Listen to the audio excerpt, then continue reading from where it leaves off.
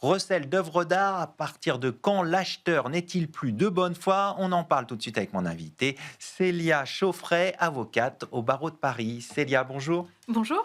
Alors, avant de parler du recel d'œuvres d'art, parlons ensemble de la définition du recel, si vous vouliez bien. De quoi s'agit-il? Alors le délit de recel, il est incriminé à l'article 321-1 du code pénal et c'est ce qu'on appelle une infraction de conséquence. En fait, le recel, c'est assez simple à comprendre, c'est le fait de détenir, ou de transmettre un bien qui provient d'un crime ou d'un délit. Pour caractériser le recel, il faut une infraction, ce qu'on appelle une infraction originaire, il faut une infraction de base. Cette infraction-là, on peut pas être, on a l'habitude de dire on peut pas être voleur et receleur, c'est-à-dire qu'on peut pas être poursuivi pour le recel et être aussi l'auteur de l'infraction de base. Il faut ensuite un élément matériel, évidemment, qui est le fait de détenir, de transmettre.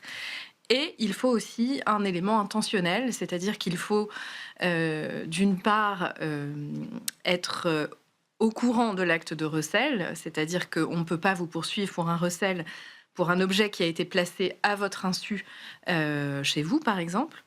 Mais, et c'est là que se cristallise un peu l'essentiel du contentieux, il faut aussi avoir connaissance de l'origine frauduleuse du bien que l'on détient. D'accord, parce que si vous pensiez que c'était un vrai, par exemple, il n'y a pas cette notion de recel, c'est ça? Exactement. Et c'est souvent les personnes qui sont... la justice n'a pas encore à sa disposition une machine à sonder les âmes.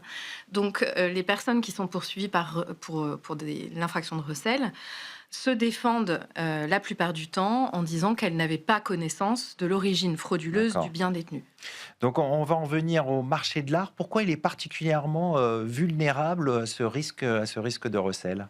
Alors, le marché de l'art, c'est un marché sur lequel vont circuler, il y a beaucoup de transactions, il y a des œuvres qui circulent, donc ce sont des biens qui sont mobiles, très mobiles, même y compris au niveau international, des biens qui ont une valeur qui est importante. Et c'est un milieu dans lequel il y a aussi une tradition de confidentialité qui expose d'autant plus ce secteur à ce que des biens qui ont des origines frauduleuses puissent circuler très rapidement. Et j'ajoute que ce qui est intéressant avec l'infraction de recel, en tout cas pour les autorités de poursuite, c'est que cette infraction, elle permet d'élargir le spectre de la répression. Pourquoi? C'est-à-dire que si on ne peut pas identifier ou retrouver les personnes qui ont volé une œuvre ou qui ont fabriqué un faux, eh bien, on va chercher à s'en prendre à ceux qui, entre guillemets, profitent de cette situation en faisant circuler cette œuvre, en la vendant, en la faisant circuler sur le marché.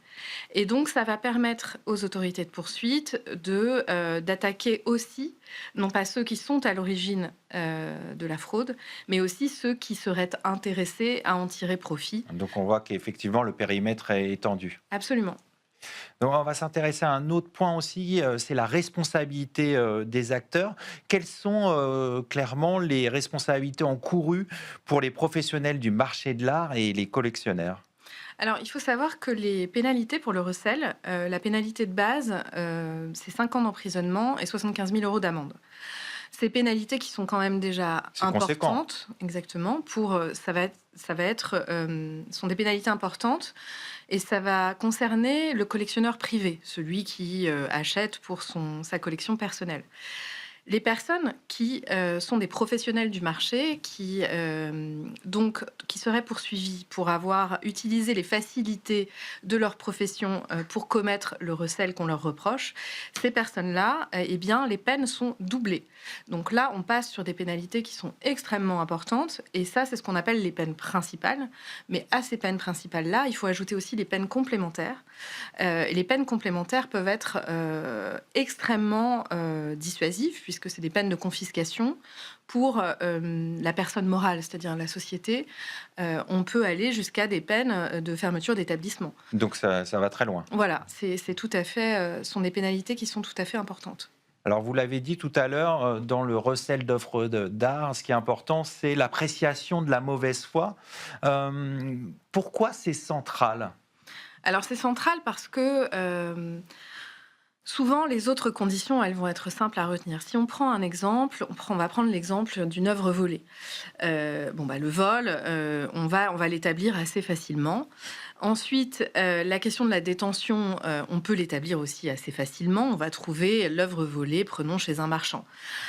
La seule question qui va se poser, c'est le marchand en question, avait-il connaissance que cette œuvre provenait d'un vol? Comme je vous le disais, les personnes qui sont poursuivies se défendent fréquemment en disant «mais je ne le savais pas». Ce que les juridictions ont l'habitude de faire, c'est en réalité d'utiliser un faisceau d'indices. C'est quoi ce faisceau d'indices? En fait, s'intéresser aux conditions factuelles qui ont entouré l'acquisition ou la détention de cette œuvre.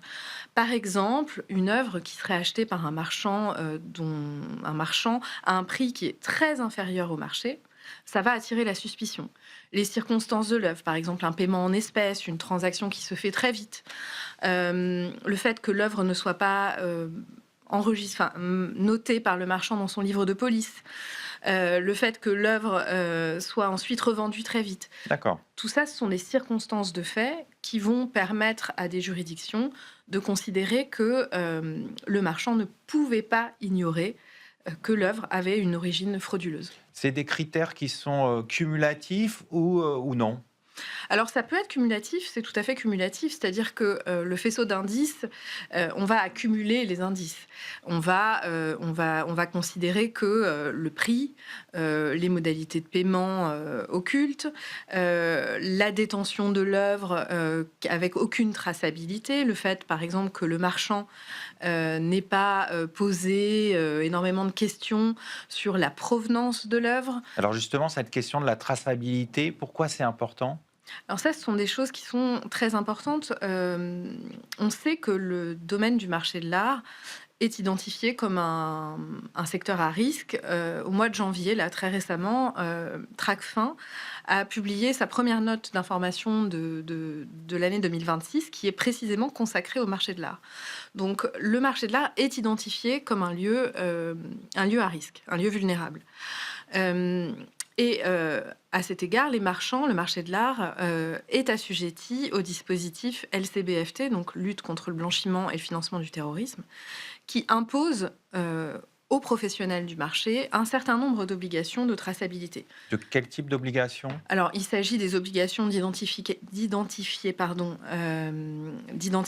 les personnes avec lesquelles ils sont en transaction, d'identifier l'origine des fonds qui leur sont remis, et ensuite de mettre en place en interne des procédures de cartographie des risques. C'est toute une série de petites obligations de vigilance qui sont intéressantes parce que elles vont aussi protéger les professionnels. Pourquoi? C'est-à-dire que ces obligations, elles obligent les professionnels parce que lorsqu'un marchand est amené à faire une transaction, on lui présente une œuvre qui est une œuvre très intéressante d'un artiste qu'il apprécie beaucoup. Il y voit, lui, l'opportunité de faire une belle vente, d'avoir de la visibilité. C'est obligé à être vigilant, c'est ça? C'est ça. Et ces obligations, elles obligent le marchand à être particulièrement vigilant. Et de ce fait, elles vont l'obliger elles vont l'obliger à avoir des réflexes qui vont également le protéger d'un risque de recel. C'est comme ça qu'on se prémunit du recel. Exactement. On va conclure là-dessus. Merci Célia Chauffret. Je rappelle que vous êtes avocate au barreau de Paris. Merci. C'est la fin de cette émission. Merci de votre fidélité.